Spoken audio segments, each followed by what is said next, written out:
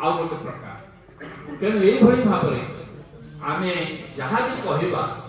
ताहा एक अपेक्षित सत्य कारण संपूर्ण सत्य को कहीं सामना करना संपूर्ण सत्य होती से जड़े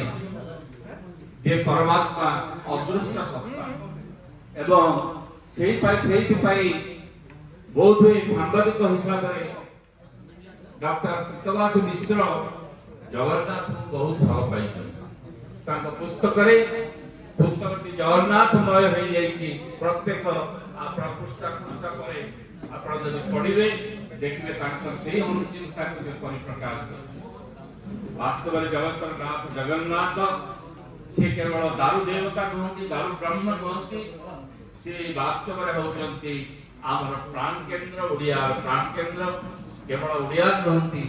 समग्र जगत विश्व तो भिन्न कथा समग्र जगत से होती एवं से प्रथम ही स्तोत्र ये आपण निकट में गान करते गान करते कारण मो भितर